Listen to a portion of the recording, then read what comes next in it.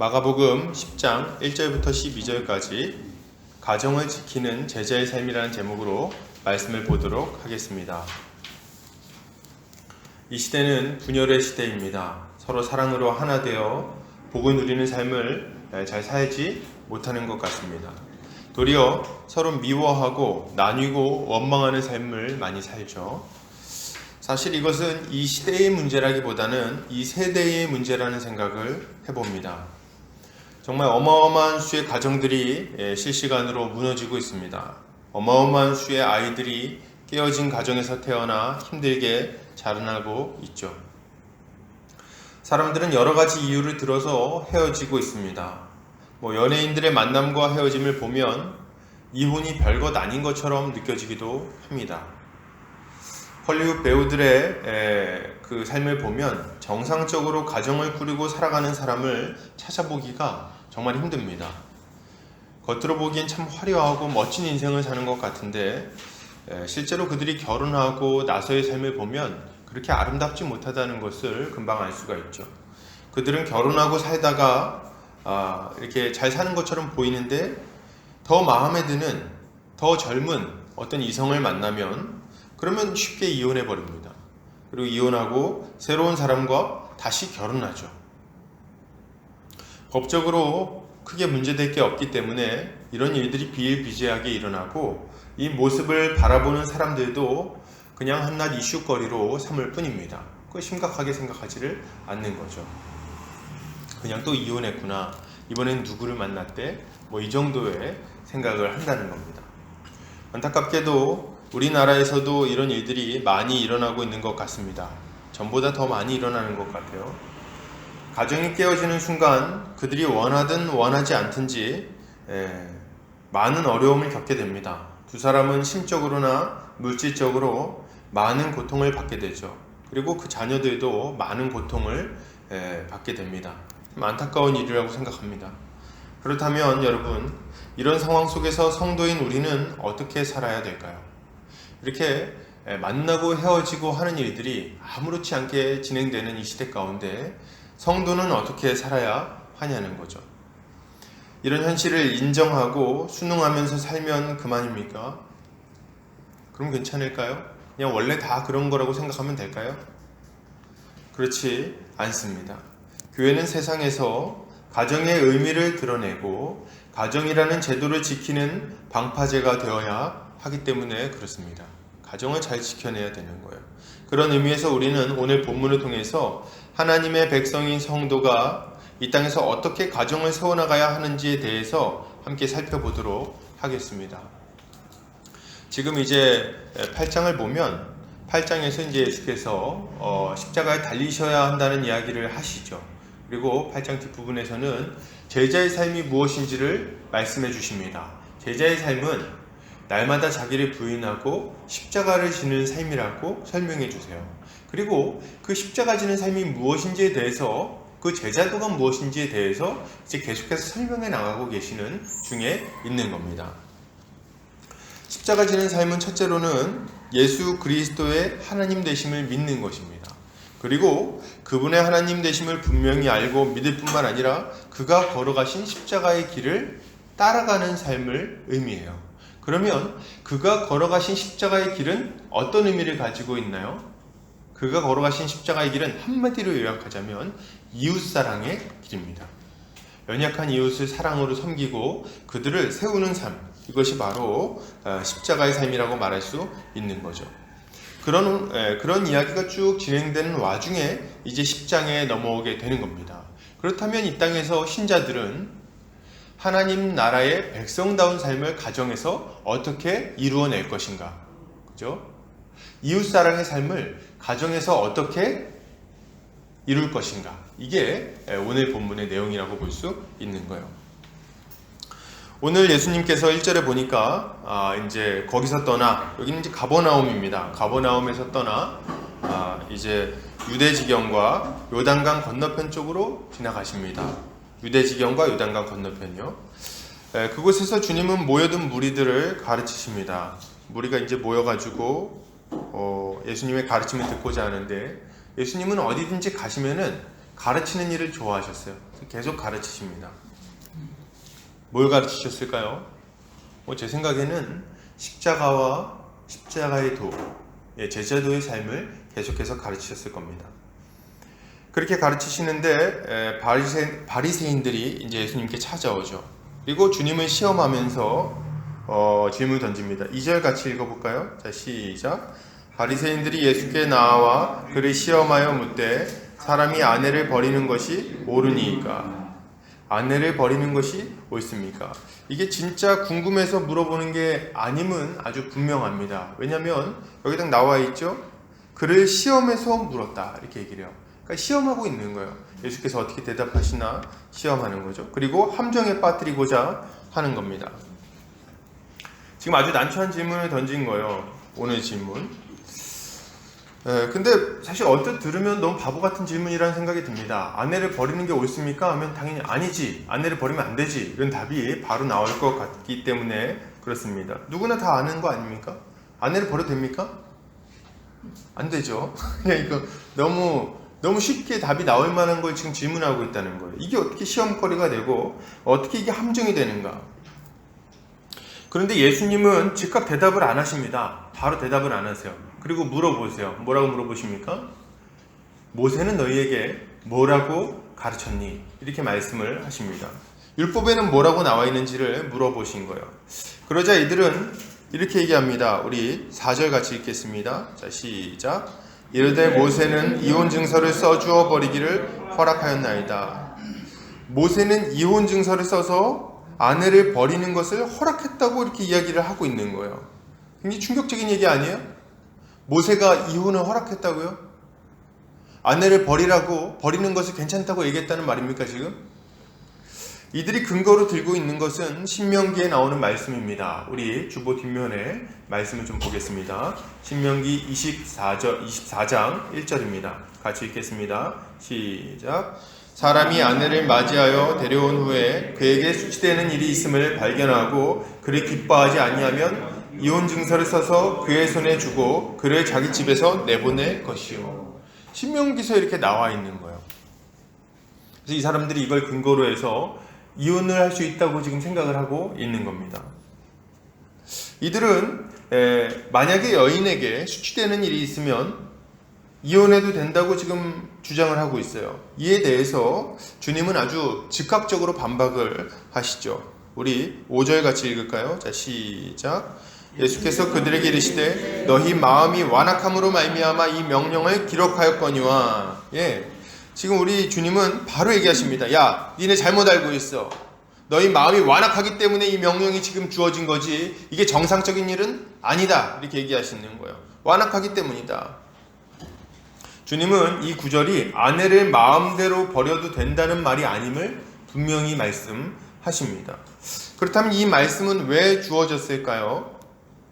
본문에 나와 있는 것처럼 사람들의 완악함 때문에 주어진 거예요. 사람들의 완악함. 사람들이 아주 악하기 때문에 이 명령이 주어졌다는 거예요. 이 부분이. 이 시대는 모세 시대나 예수님 시대나 북의 사회였기 때문에 여인들이 따로 돈을 벌 만한 수단이 없었습니다, 여러분. 지금처럼 돈을 벌 수가 없었어요. 땅이 누구에게 상속되냐면 남자들에게 상속이 됐습니다, 땅이. 근데 농경사회 아닙니까? 농경사회인데 땅을 남자들이 다 가지고 있는 거예요. 그럼 여자들은요? 남자에게 속해 있지 않으면은 밥을 먹고 살 수가 없는 겁니다. 어렸을 때는 부모에게 속해서 그 아버지의 밑에서 양육을 받고 살지만 그 이후에 좀 장성한 이후에는 결혼해서 남편에게 속해서 같이 이제 일하면서 먹고 사는 구조였던 거예요. 그래서 만약 모종의 이유로 남자가 여자를 버리게 되면 여자는 어떻게 됩니까?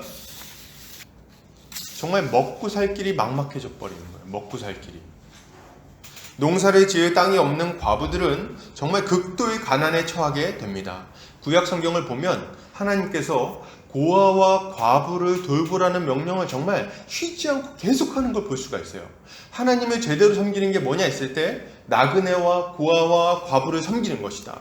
너네가 농사를 짓고 추수를 할 때 밭에 내 귀퉁이는 거두지 말아라. 이런 명령을 막 하십니다. 이유는 뭐냐면 그것은 내가 고아와 과부를 위하여 따로 남겨놓은 거다. 거기는 따로 하지 마라. 그리고 이삭을 줍다가 바닥에 뭐 이렇게 이삭 같은 게 떨어지면 줍지 마라. 이렇게 명령하십니다. 이유가 뭐예요? 예, 가난한 자들, 고아와 과부가 와서 그것을 주워서 밥을 해먹을 수 있도록 하기 위해서 그런 명령을 일부러 주십니다. 그리고 본인들이 벌어들인 돈의 10분의 1은 따로 구별해서 일정 부분은 이 제사와 이 성전을 위해 사용하고 그 중에 일정 부분은 고아와 과부, 이 성 내에 있는 극심한 가난한 자들을 위해서 사용하라고 명령하셨어요. 그러니까 하나님은 사회적 약자층에 대한 배려를 계속해서 하고 있는 걸 보게 됩니다. 다시 원래대로 돌아와서 여인들이 이때 당시에 이런 극도의 가난에 처하게 되는데요. 먹고 살기 위해서는 뭐가 필요했냐면 다시 재가해서, 그러니까 결혼을 다시 해서 가정을 꾸려야 했습니다. 그런데 이게 문제가 생기는 거예요. 결혼을 다시 해야 되는 거 아닙니까? 남자를 만나서. 근데 이미 전 남편에게 시집간 상태예요. 그죠? 그러면 만약에 이 남편과 확실한 이혼을 하지 않고 다른 남자랑 만나게 되면 어떻게 됩니까? 간음죄가 돼버리는 거예요. 이때 당시에 간음죄는 돌에 맞아 죽습니다. 그래서 투석형이라고 그러죠. 그래서 실제로 돌에 맞아 죽는 거예요. 거기서는. 그러니까 이제 목숨의 위협을 받고 그러니까 재가도 못하는 거예요. 진퇴양난이죠. 이런 상황 속에서 여자들이 합법적으로 다시 가정을 꾸릴 수 있도록 하기 위해 뭐가 주어진 겁니까? 이혼 증서라는 게 주어지는 거예요. 이혼 증서를 써서 주면 이 여자가 그 이혼 증서를 가지고 가서 다른 남자와 재가해도 그것이 간음이 되지 않도록 만든 제도가 바로 이 제도인 겁니다. 모세는 여자들이 마구 버림받고 생계를 위협받는 상황 속에서 최소한의 안전장치로서 이혼 증서를 지금 주고 있다는 거예요. 그런데 이게 진짜 기가 막힌 게 이게 그럼 누구를 위해서 주어진 겁니까? 남편을 위해서 주어졌습니까? 아내를 위해서 주어졌습니까? 아내를 위해서, 여자들을, 약자인 여자들을 위해서 주어진 제도인 거예요. 그런데 예수님 당시의 이스라엘 사람들은 이 제도를 자기들 마음대로 해석해서 사용하고 있었어요. 어떤 식으로 해석했냐면 여기 신명기 1절에 보면 아내를 맞이하여 데려온 후에 그에게 수치되는 일이 있음을 발견하면 내보낼 것이라고 나와 있죠. 그죠? 근데 뭐가 안 나와 있어요? 수치되는 일이 뭔지가 안 써 있어요. 수치되는 일이 뭔지가. 그게 명확하지 않은 거예요. 그래서 당시에 이스라엘 사람들은 자기들 멋대로 이유를 갖다 붙였습니다. 실제로 뭐 때문에 이혼을 했냐면 외모가 마음에 들지 않는다고 이혼을 했어요. 당신의 외모는 나에게 수치가 되고 이렇게 하고 이제 막 헤어지는 거예요. 굉장히 곤란한 상황이 되겠죠. 제가 보니까 이제 자기 배우자가 외모가 좀 이렇게 자기 마음에 안 들어요. 좀 실증나. 그러면 이제 헤어져 버리는 거예요. 이혼 증서에 써가지고. 요리를 못한다든지 아이를 낳지 못한다든지 혹은 말대꾸한다든지 온갖 종류의 이유를 붙여서 이혼 증서를 쓰고 아내를 버리고 있었습니다. 분명히 그런 뭐 부족한 점이 있었는지는 모르겠지만 진짜 그 이유 때문에 헤어지는 경우는 아마도 별로 없었을 거예요. 그럼 왜 헤어졌을까요? 뻔합니다. 더 마음에 드는 여자를 만나서. 그래서 막 헤어지는 거예요. 새로운 여자랑 만나서 또 새롭게 좀 이렇게 가정을 꾸리고 싶으면 그냥 뭐 여러 가지 뭐 핑계를 갖다 붙여가지고 이혼 증서 써서 버리고 그리고 자기는 새로 재가를 해버리는 거죠. 그런 일들이 지금 막 일어나고 있으니까 이제 주님이 화가 안 날 수가 없는 거예요. 주님이 지금 화난 거 좀 느껴지십니까? 여기서 딱 얘기할 때 야 그게 원래 뜻이 그런 게 아니야 이렇게 얘기하지 않으시고 뭐라 그러세요? 너희 마음이 완악하기 때문에 이 명령이 기록했다 이렇게 얘기를 하십니다. 아주 강하게 책망하시는 거예요. 이 못된 놈들아 이렇게 혼내고 계신 거죠. 나쁜 놈들.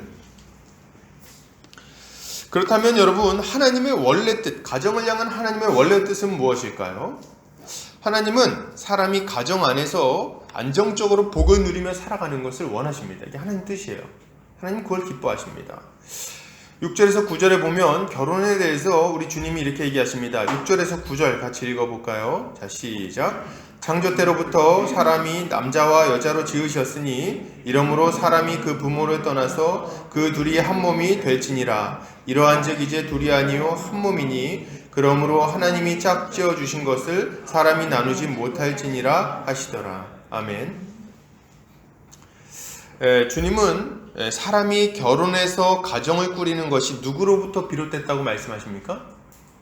하나님으로부터 비롯됐다고 말씀하고 계신 거예요. 남자와 여자로 만드신 분도 하나님이시고 두 사람이 부모를 떠나서 한 몸을 이루라고 명령하신 분도 하나님이십니다. 이 모든 제도를 하나님께서 창조하셨어요. 여러분, 가정은 하나님이 창조하신 우리에게 주신 복된 선물입니다. 이걸 믿으시기 바랍니다. 이렇게 아멘 소리가 작죠? 아멘이십니까? 예, 하나님은 가정을 통해서 사람이 하나님 나라의 복을 충만하게 누릴 수 있도록 만드셨어요. 예, 그렇게 만드셨어요. 아담을 생각해 보죠. 아담은 처음 창조되었을 때 정말 복된 존재였습니다, 여러분. 그는 혼자 있을 때도 행복했어요. 부족함이 없었어요. 먹고 살 수 있었고요. 충만한 능력을 가지고 보람되게 사명을 감당했습니다. 여러 가지 일들을 마음껏 잘할 수 있었어요. 부족함이 없었어요. 그런데 하나님은 하와를 만드심으로, 그러니까 여자를 만드심으로 그가 누리고 있는 그 복을 더 충만하게 아주 가득 넘치도록 만들어 주셨다는 거예요. 여자를 만난 이후에 그 아담이 누리고 있던 복은 극대화됩니다. 이제까지 누리던 것 그 이상으로 아주 충만하고 풍성하게 누릴 수 있게 된다는 거예요. 먼저 이 사람들이 누리던 복을 좀 생각해 보면요, 그 결혼과 가정이 얼마나 복된 것인지를 금방 알 수 있어요. 먼저 두 사람은 각각 따로 있지 않았습니다. 하나님은 사람이 독처하는 것이 좋지 않다고 생각하셨어요. 그리고 아담의 갈비뼈를 취해서 여자를 만드십니다. 그리고 여자를 이 아담에게로 데리고 오시죠. 결혼할 때 이제 그 신부 측 아버지가 여자를 데리고 남편에게로 가죠. 이거는 그런 의미를 가지고 있어요. 하나님께서 이렇게 여자를 데리고 이게 남자에게 데리고 가는 그런 것들을 상징적으로 보여주는 겁니다. 어쨌든 간에 이렇게 데리고 가서 이제 아담이 그 여자를 봅니다. 그리고 뭐라고 말하나요? 이는 내 뼈 중에 뼈요, 살 중에 살이로다, 이렇게 얘기를 하죠. 이거는 하와를 보고 다른 어떤 존재가 아니라 이 여인은 자기 자신이라고 생각한 거예요. 나와 다른 어떤 존재, 별개의 어떤 존재가 아니라 나에게서 나온 나와 같은 존재다, 이렇게 생각을 한 거죠. 하나님은 이 두 사람이 부모를 떠나 한 몸을 이룰 것이라고 말씀하십니다. 실제로 두 사람은 한 몸을 이루어서 서로 사랑하면서 살아가죠. 혼자서도 좋았지만 둘이 같이 있으니까 얼마나 좋았을까요? 그죠?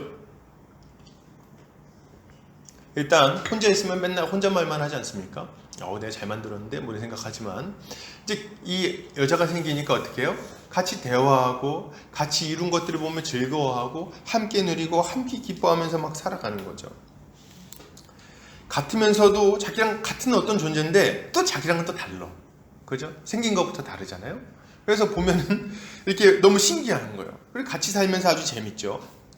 연애할 때 보면 이제 그런 것도 많이 느끼지 않습니까? 왜 제가 결혼이라고 얘기를 안 하고 연애라고 얘기를 했을까요? 결혼하면 그런 걸 많이 느끼지 않습니까? 결혼은 아주 행복하잖아요. 둘이 이제 다르지만 다르면서도, 왜 웃으시죠? 다르면서도 너무 이제 같이 있는 거, 그런 것들이 아주 행복하고 좋은 거죠. 혼자 있을 때보다 훨씬 나 혼자 산다 요새 프로그램 유행인데 별로 재미가 없어요. 혼자 살면 재미없는 거예요. 같이 살 때 재밌다. 이게 다가 아니죠. 하나님은 여자를 돕는 배필로 만들어 주셨어요. 서로 사랑하면서 살아가게 만드셨을 뿐만 아니라 돕는 배필로 만들어 주셔서 서로 하나님이 맡긴 사명을 감당할 수 있도록, 같이 협력해서 감당할 수 있도록 만들어 주신 거예요. 이 자신에게 맡겨진 사명이 있었죠, 아담은. 근데 이 돕는 배필 때문에 더 힘있게 감당할 수 있게 된 거예요. 아담이 밭을 갈면 여자가 뭐합니까? 씨를 뿌리죠. 여자가 씨를 뿌리면 아담은 뭐합니까? 아담은 물을 주죠. 아담이 물을 주면 아내는 뭐합니까? 거기다 비료를 주는 거예요. 그러면서 같이 협력해가지고 이 경작하고 다스리는 일들을 아주 잘 해나갈 수 있었던 거죠. 서로 협력해서 하니까 훨씬 수월하고 재미있고 신납니다. 여기에 더 놀라운 축복이 있었어요. 그건 뭐냐면 두 사람의 사랑을 통해서 자녀가 태어난다는 겁니다. 이거 아주 중요한 문제예요. 생육하고 번성할 수 있게 되는 거죠. 여러분, 생육하고 번성하는 게 왜 복일까요? 생육하고 번성하는 거. 아기를 많이 낳는 게 왜 복이죠? 자녀를 보면 알 수가 있습니다. 자녀를 보면 알 수가 있어요. 결혼하면 신혼 때 참 행복합니다. 결혼하신 분들은 다 알 수가 있어요. 결혼하면 신혼 때 아주 행복해요. 뭐 이렇게 신혼여행도 가고 사진도 찍고 뭐 이렇게 맛있는 것도 먹으러 다니고 아주 행복합니다. 근데 그거 자체로도 큰 부족함 없이 아주 행복한데, 아이가 태어나잖아요. 아이가 태어나면 이전에는 생각지도 못했던 기쁨과 즐거움이 있어요. 아주 큰 만족과 기쁨이 있는 거예요. 정말 이제까지 두 사람이 누리던 그 기쁨이 감당이 안 될 정도로 커지는 것을 경험하게 됩니다. 이게 재밌는 건 뭐냐면, 자녀가 부모를 닮아요. 생긴 것도 닮고 뭐 성격도 일정 부분 닮습니다. 근데 또 전혀 다른 부분이 있어요. 얘가 어디서 태어나지 이런 애가 태어났지 이런 생각이 들 정도로 아주 신기하게 다른 부분들이 막 있습니다. 그래서 그걸 보면서 재밌고 신기하고 또 같이 교제를 하면서 더 풍성해지고 하는 거예요. 아이를 더 낳으면 어떻습니까? 2명, 3명. 그 기쁨이 점점 더 커지는 거예요. 그래서 자녀가 많은 가정은 다복하다 그러잖아요. 실제로 일반 원리 가운데 그런 게 있는 거예요. 그래서 형제가 많으면 서로 의지하고 그리고 같이 재밌게 살아갈 수가 있는 거죠. 다 달라요. 그리고 사람들이 다.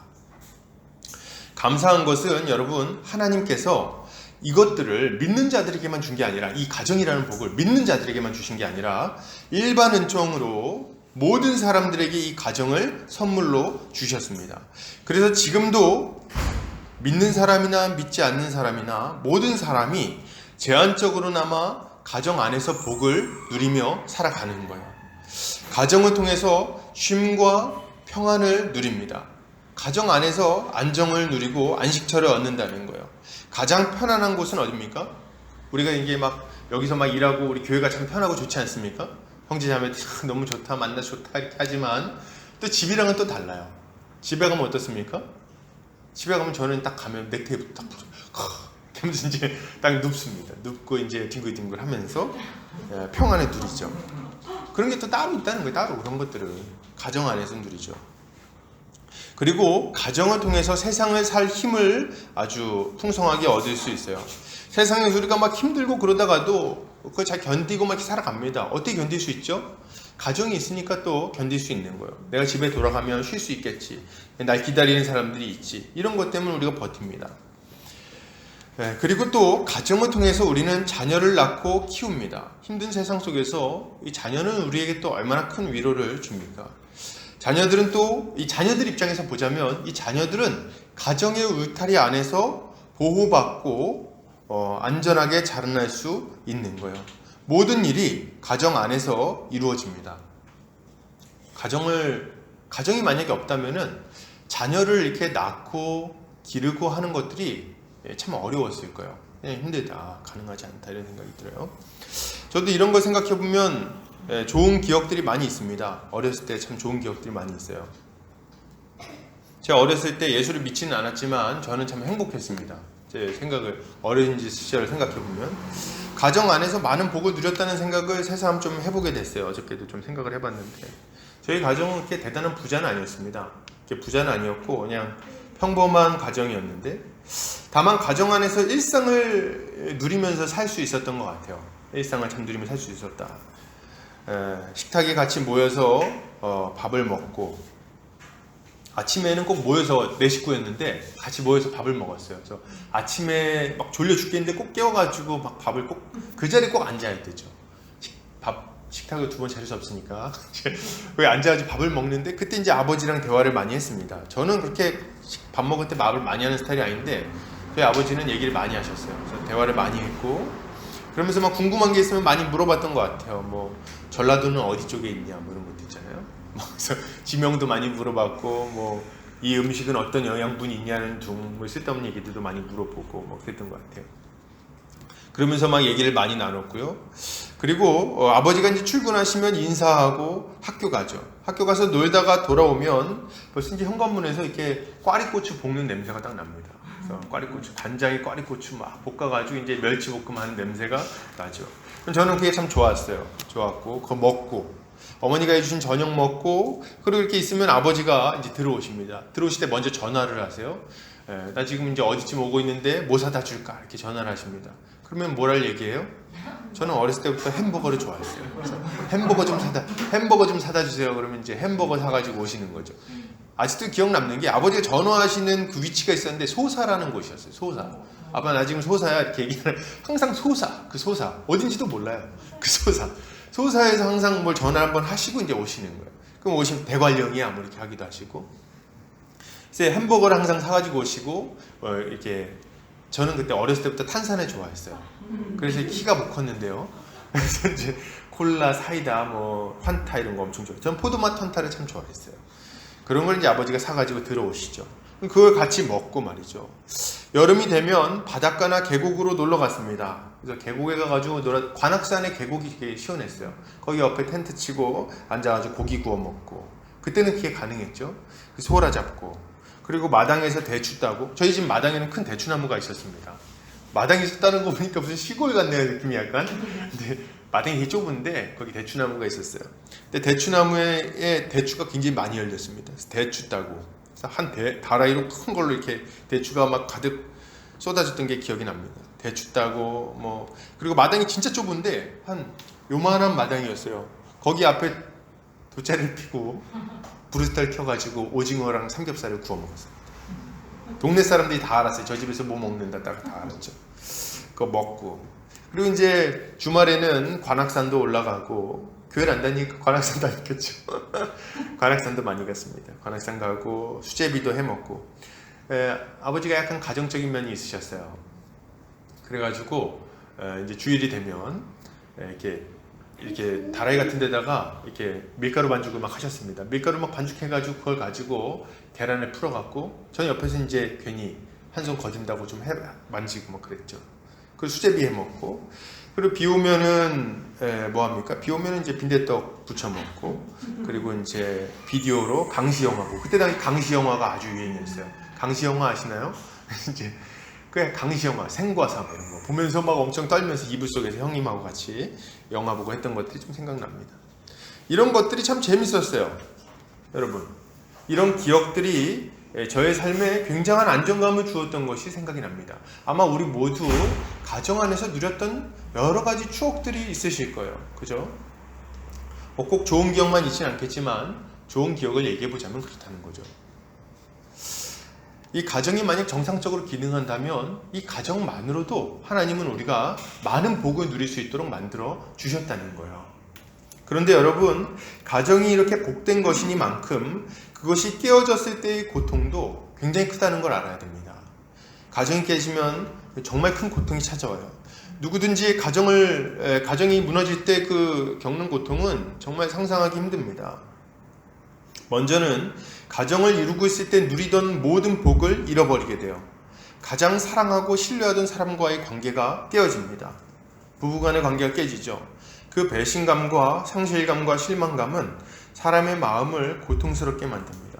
그리고 가장 안정감이 있었던 그 안식처가 지옥이 돼버려요. 그게 견디기 힘듭니다. 그 가정에 들어가는 것도 힘든 거예요. 그리고 집에 와도 기다리는 사람이 없죠. 얼마나 허전합니까? 그리고 함께 늙어갈 동반자가 없어집니다. 재정적인 어려움도 찾아오죠. 일을 하고 있던 사람에게는 이 재정적인 어려움이 좀 덜할 수 있겠지만, 일을 하고 있지 않던 배우자에게는 정말 가혹한 고통입니다. 안 하던 일을 해야죠. 경력도 단절되기 때문에 취업도 쉽지가 않습니다. 낮은 급여에 힘들게 일할 수밖에 없는 거예요. 여러분, 부부만 힘듭니까? 결혼한 남편과 아내만 힘듭니까? 아니요, 그렇지 않아요. 자녀들도 힘든 것은 더합니다. 자녀의 고통은 더 심각하다는 거예요.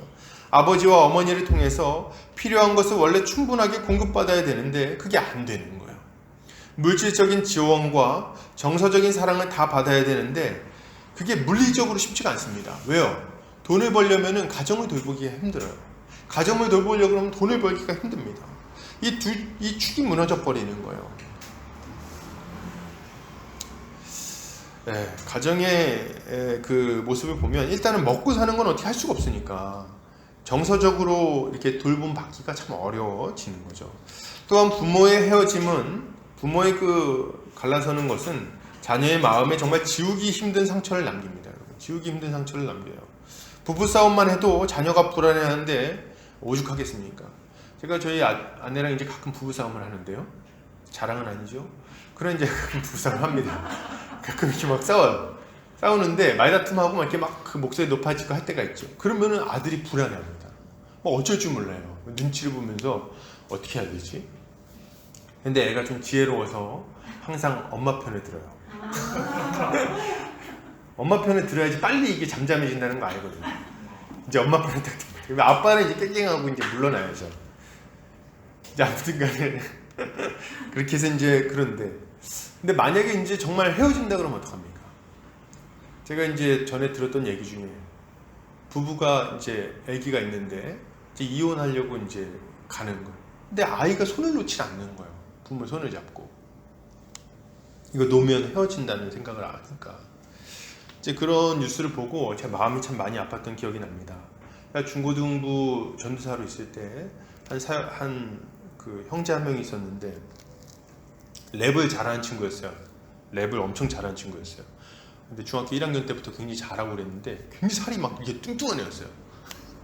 기억이 나요. 그러니까 진짜 무슨 흑인 래퍼 같은 느낌이었죠. 뚱뚱한 데다가 막 이렇게 랩도 잘하고 하니까. 근데 그 부모님이 이제 중학교 1학년 때인가요? 이제 여러 가지 사정에 의해서 이제 헤어지게 됐어요. 1년 정도 교회를 안 나오더라고요. 연락도 안 받고. 1년 정도 있다가 이제 어떻게 다시 교회를 나오게 됐는데 처음 봤을 때 깜짝 놀랐어요. 못 알아봤습니다. 살이 너무 빠져서 그냥 젓가락같이 돼 있는 거예요. 애가. 그냥 딱 그 외모를 딱 보고 원래 키도 크고 뚱뚱하고 했었는데 완전히 젓가락처럼 바뀌었더라고요. 그걸 보면서 그냥 얼마나 좀 마음고생 심했겠는가 그냥 알 수가 있더라고요. 여러분 자녀에게도 이런 고통이 남는다는 거예요. 사춘기가 되면 정말 여러 가지 죄의 유혹이 안 그래도 빠지기 쉬운데 이런 상황 가운데 있으면 더욱더 빠지기 쉽게 되는 거죠. 이런 일들이 이제 나타나는 겁니다. 여러분 이것이 가정을 주신 교회의 가정을 주신 하나님의 이제 선한 의도였고 그리고 그걸 지키지 못했을 때 어떤 고통이 있는지를 우리가 지금 좀 생각해 봤는데요. 그렇다면 우리는 성도는 가정을 지키기 위해서 어떤 일들을 해야 될까요? 일단은 굉장히 힘을 많이 써야겠어요. 이런 걸 좀 우리가 알았다면 하나님의 뜻이 뭔지를 알았다면 가정을 향한 하나님의 계획이 뭔지를 알았다면 여러분 우리는 가정을 지키기 위해서 애쓰는 것이 마땅합니다. 가정을 지키기 위해서 힘써야 되는 거예요. 몇 가지 좀 우리가 생각해 볼 텐데요. 첫 번째로 우리 외부에 대해서는 간음을 하지 않아야 되겠어요. 간음. 여러분 10절부터 12절 같이 읽겠습니다. 자 시작. 집에서 제자들이 다시 이 일을 물으니 이르시되 누구든지 그 아내를 버리고 다른 데에 장가드는 자는 본처에게 간음을 행함이요 또 아내가 남편을 버리고 다른 데로 시집가면 간음을 행함이니라. 아멘. 여러분 하나님은 우리를 거룩한 삶을 위해서 부르셨습니다. 우리를 죄악된 삶에서 건져내어 거룩한 하나님의 백성의 삶을 주기 위해서 우리를 불러냈다는 거예요. 예수님이 왜 십자가에 달리셨습니까? 우리가 죄의 책임으로 말미암아 지옥에 가지 않게 하는 것만이 목적은 아닙니다. 거기서 건져낸 이후에 우리가 복되고 정말 충만한 삶을 살아가기를 바라셨다는 거예요. 그것을 위해서 우리가 어떤 삶을 살도록 만드시냐면 거룩한 삶, 죄에서 떨어진 의로운 삶을 살아가기를 원하십니다. 그렇게 살도록 만드셨어요. 그걸 위해서 우리에게 성령도 부어주셨습니다. 그러니 우리는 가정을 지키기 위해서 외부의 유혹에서 우리를 지킬 필요가 있어요. 외적인 유혹에서. 여러분 결혼한다고 해서 외부의 유혹이 없어지는 것은 아닙니다. 그죠? 그런 유혹이 있을 수 있다는 거예요. 그런데 성경에서는 이 외부의 유혹에 넘어가는 것, 즉 간음에 대해서 아주 엄격하게 경고하고 있어요. 한번 볼까요? 우리 성경 잠언 5장 3절에서 6절입니다. 이 주보 뒷면을 참고하시면 되겠어요. 같이 읽겠습니다. 시작. 대저 음녀의 입술은 꿀을 떨어뜨리며 그의 입은 기름보다 미끄러우나 나중은 쑥같이 쓰고 두나에 가진 칼같이 날카로우며 그의 발은 사지로 내려가며 그의 걸음은 스올로 나아가나니 그는 생명의 평탄한 길을 찾지 못하며 자기 길을 든든하지 못하여도 그것을 깨닫지 못하느니라. 아멘. 뭐라고 말합니까? 이 음녀의 입술이 꿀을 떨어뜨린다는 거예요. 그 입은 기름보다 미끄럽다. 말을 얼마나 달콤하게 하는지 말이에요. 얼마나 귀에 듣기 좋은 얘기를 하는지, 얼마나 내 마음을 알아주는 것처럼 얘기하는지 말이에요. 그러나 여러분, 그 마지막은 뭡니까? 쑥같이 쓰고 두나에 가진 칼같이 날카로우며 그의 발은 사지로 내려가며 그의 걸음은 스올로 나간다. 얘 죽어버린다는 거예요. 그런 간음을 행하는 자의 마지막이 얼마나 비참한지를 얘기하고 있는 겁니다.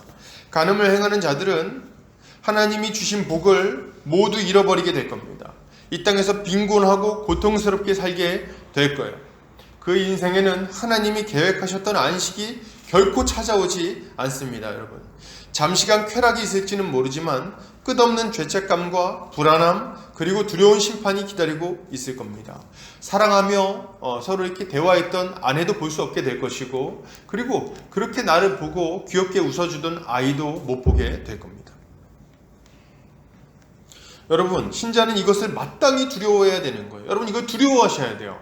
두려워해야 될 걸 좀 두려워해야 된다는 거예요. 쓸데없는 거 좀 무서워하지 말고, 하나님께서 주신 복을 잃어버릴 걸 좀 무서워해야 된다는 거예요.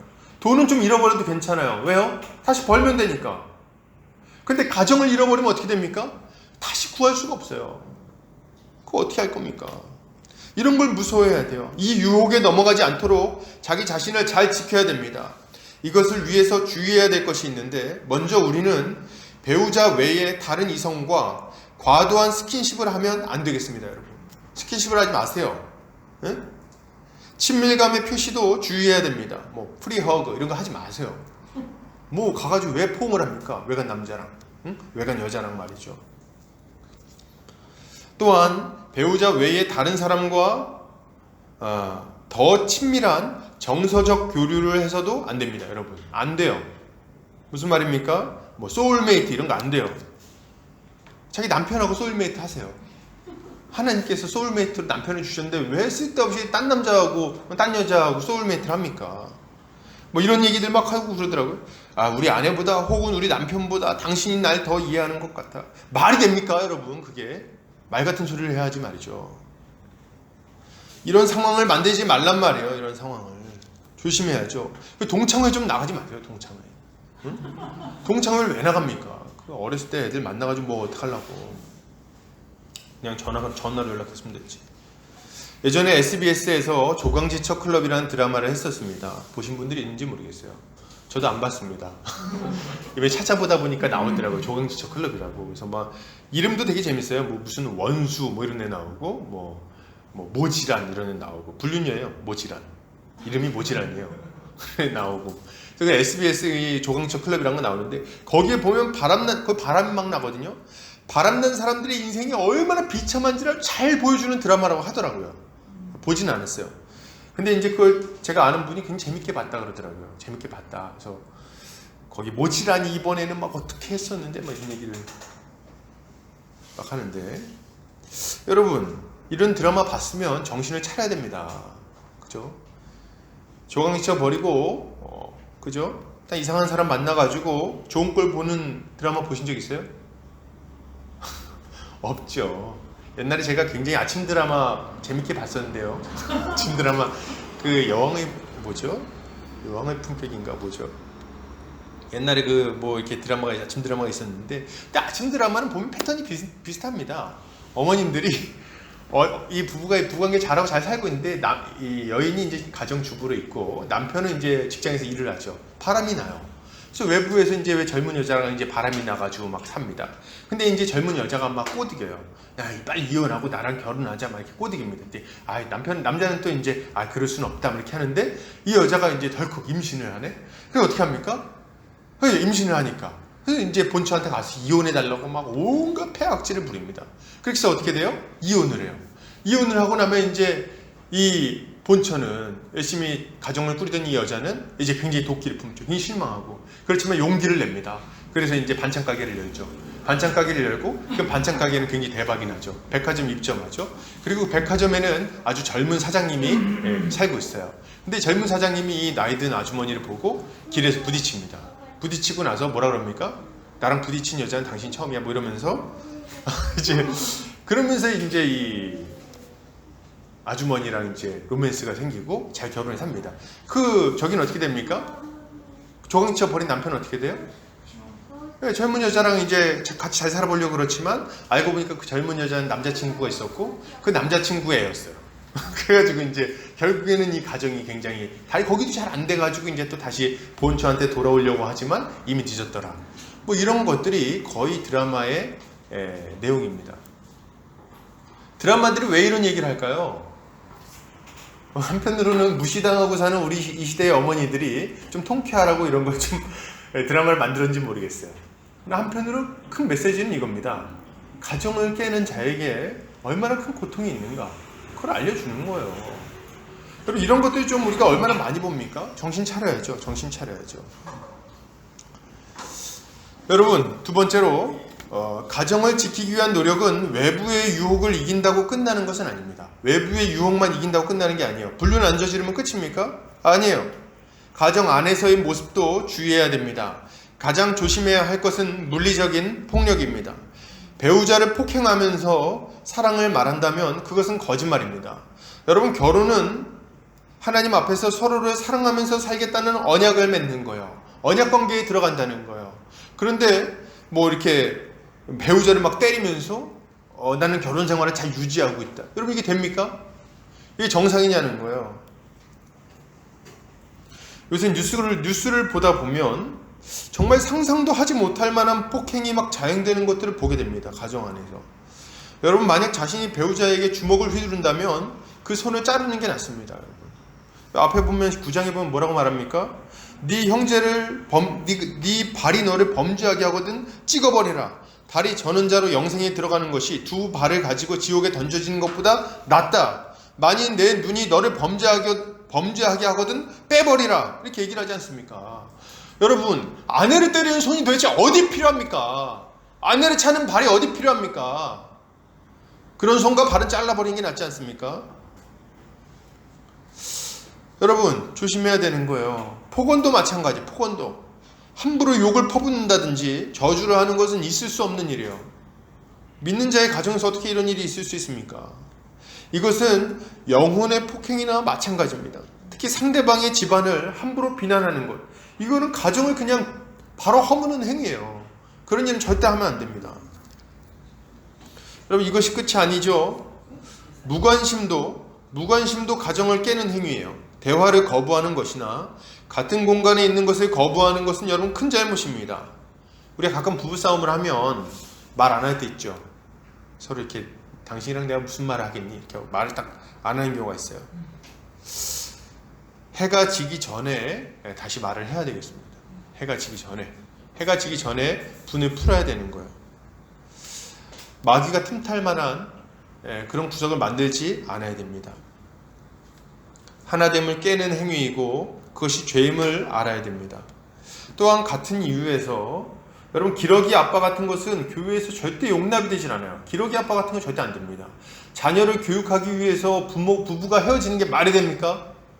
제가 말이 되냐고 물어보는 건 안 된다는 얘기예요. 말이 된다는 얘기 아니고. 부부 관계가 제일 우선이에요. 자녀 양육은, 자녀 교육은 그 이후입니다. 나중에 애가 크고 나서 보내세요. 애를 영어 공부 좀 더 시키고 좋은 학위 얻는 것보다 가정을 잘 지키는 게 몇백만 배는 중요합니다. 응? 그 기러기 부부 해가지고 그 제대로 된 가정이 어디 있습니까? 제가 가끔 이제 뉴스를 보다가, 광고를 보다가 굉장히 가슴 아픈 광고를 한번 본 적이 있어요. 라면 광고였나요? 이렇게 보니까 이제 영상통화를 합니다. 그때 막 아빠 뭐 이렇게 하면서 딸내미가 막 외국에서 아빠 뭐 이렇게 하겠어. 엄마 바꿔줄게 이렇게 합니다. 그럼 이제 막 자기 뭐 잘 지내고 있지? 이렇게 하면서 딱 끊어요.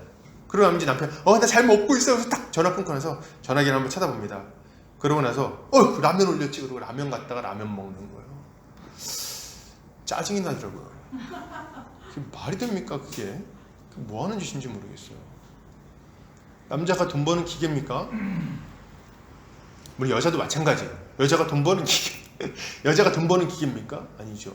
둘 다 똑같은 거예요. 부부간에 제대로 서로 사랑하면서 가정을 꾸리지 못한다면 다른 모든 것들은 부차적인 문제예요. 분명히 아셔야 됩니다.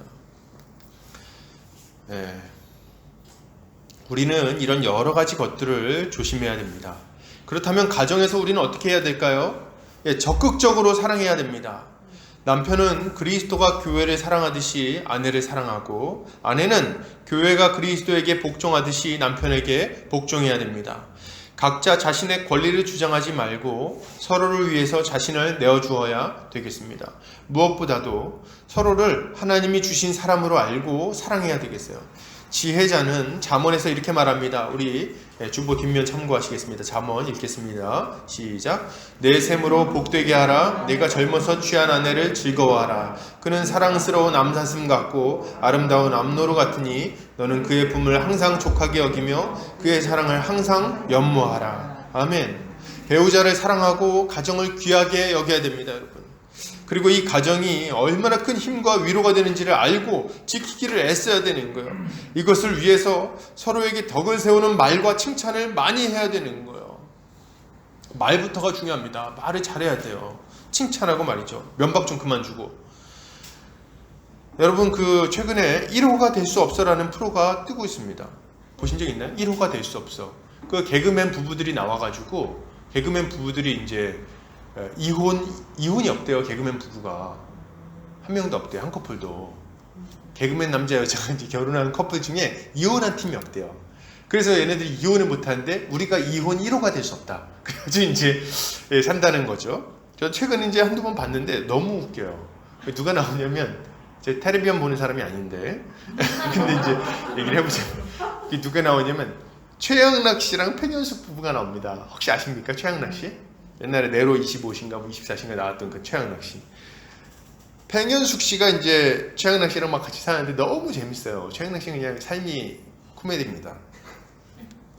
근데 이제 제가 여기서 인상 깊게 봤던 게 뭐냐면 이 팽현숙 씨가 최양락 씨한테 막 이렇게 면박 줄 때가 있어요. 잘 못하는 게 있으니까.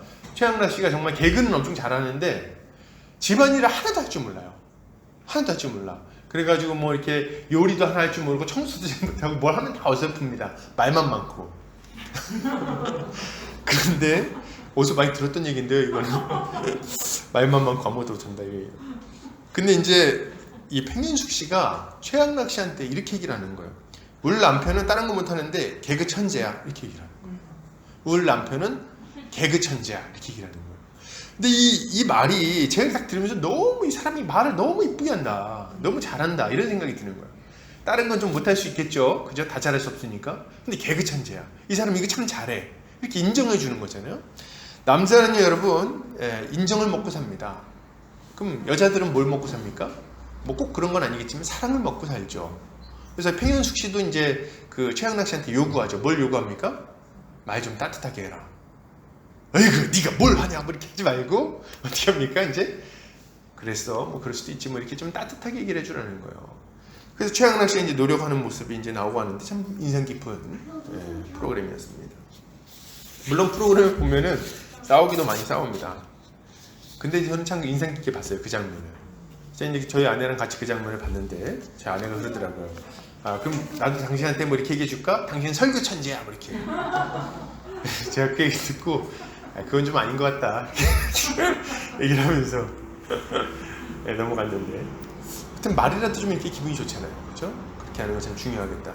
그리고 사랑으로 섬기기를 좀 힘써야 되겠습니다. 말로 끝낼 것이 아니라 서로의 필요를 살피고 챙겨야 되겠어요. 생일도 챙기고 기념일도 챙기고 좀 해야 됩니다. 같이 시간도 보내고. 사실 연애할 때는 이런 일들이 좀 많이 있는데 결혼하고 나서는 이런 일들이 참 어려워지는 걸 보게 됩니다. 그러다 보니까 관계가 점점 소원해지는 거예요. 여러분, 여기 옆에 보면은 선인장이 있습니다. 선인장이 보면 굉장히 잘 자라고 있어요, 그죠?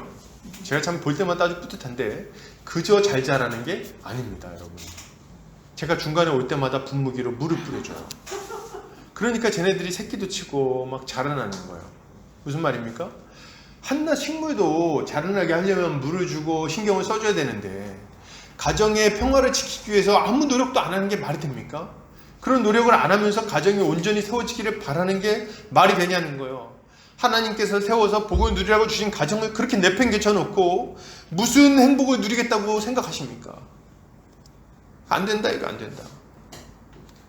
그러므로 우리는 이 모든 일들에 애를 써야 되겠어요. 이것이 신자가 살아가야 되는 삶인 거예요. 마지막으로, 그러나 우리가 이런 것들 잘 알지만 그럼에도 불구하고 이 모든 일이 개인의 힘으로 해결할 수 없는 상황이 있을 수 있습니다.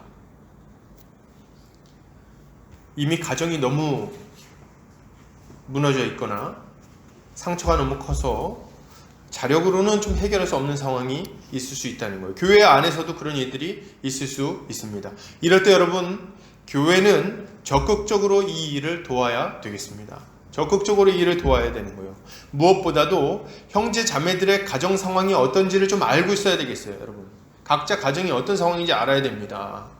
이것은 같이 교회를 이루기로 결정한 정회원들을 대상으로 하는 권면입니다. 제가 지금 하는 권면은, 그러니까 그냥 교회 한두 번 나왔는데 막 당신 가정은 어떠십니까? 막 물어보라는 얘기가 아니고, 교회 안에서 이제 같이 신앙생활을 하기로 결단하고 살아가는데 그 가정이 어떤 어려움을 겪고 있는지, 어떤 큰일을 지금 겪고 있는지 모른다는 게 말이 되냔 말이에요. 같이 살기로 결정했는데, 한 몸 한 가족이 되었는데 형제 자매라고 부르는데 그걸 모르는 게 말이 됩니까? 알아야지. 이것은 같이 이제 삶을 살아간다는 의미에서도 아주 중요한 일입니다. 형제자매의 가정에 심각한 문제가 생겼는데 다른 성도들이 그걸 모르는 것은 잘못입니다. 교회 형제자매들은 함께 인생을 살아가기 때문에 서로의 어려움을 이야기할 수 있어야 되는 거예요. 물론 여러분, 가정의 소소한 문제들에 함부로 개입해서는 안 됩니다. 그런 것까지 다 얘기하라는 건 또 아니에요. 나 어저께 하나 아빠랑 싸웠잖아, 이런 얘기 다 하라는 게 아니에요. 그런 거 싸우면 빨리 풀면 되죠. 가정 안에서 해결할 수 있는 건 해결하라는 거예요. 부부간의 소소한 그런 문제들이 있다면 설교를 듣고 그 원리대로 해결하거나 말씀 보고 해결하거나, 혹은 조금 더 심각하다면 목회자나 형제들의 조언에 따라 가정 내에서 해결하는 것이 바람직합니다. 여러분, 이게 제일 바람직해요. 외부에서는 안 타는 게 좋겠죠. 가능하면 자체적으로 해결하는 게 제일 좋아요. 그러나 여러분, 상황이 심각해지는데 어떻게 해결해야 될 방법을 찾기가 힘들다면 교회의 도움을 요청해야 하겠습니다. 여러분, 그때는 교회의 도움을 요청해야 돼요. 기본적으로 상황이 너무 심각해진 다음에 교회에 이야기하면 안 됩니다. 자, 가끔 보면은 이제 그런 경우들이 있어요. 벌써 이혼하기로 다 결정한 다음에 교회에 찾아오는 경우가 있습니다. 저희 헤어지기로 했습니다. 여러분, 그 정도로 심각한 상황이 된다면 벌써 문제가 오래됐을 텐데 그거 다 골마 터진 다음에 오는 게 어떻게 말이 됩니까? 그러면 안 된다는 거예요. 상황이 심각해지기 전에 가정을 정상화하도록 힘써야 됩니다. 그리고 그것이 잘 돌이키기 힘들다면, 그런 상황이라면 교회는 각 사안에 따라 적절한 도움을 주어야 되겠습니다. 이때 성도들은 이 문제를 해결하기 위해 필요한 경우에는 적극적으로 나서야 되겠어요. 모든 성도가 한 발 빼고 있는 거 안 됩니다.